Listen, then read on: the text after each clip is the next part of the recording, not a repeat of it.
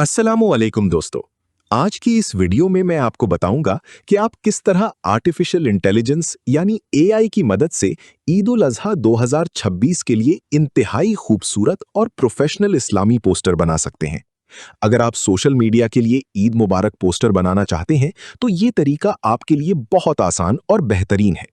सबसे पहले आपको एक एआई टूल ओपन करना होगा, जैसे मिड जर्नी, चैट जीपीटी, डाली या लियोनार्डो एआई।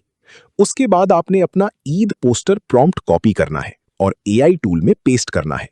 फिर अपनी तस्वीर अपलोड करें ताकि एआई आपकी फोटो को पोस्टर में शामिल कर सके। अब प्रॉम्प्ट में अपनी मर्जी के मुताबिक नाम, कलर थीम या उर्दू टेक्स्ट तब्दील कर सकते हैं। उसके बाद जेनरेट बटन पर क्लिक करें।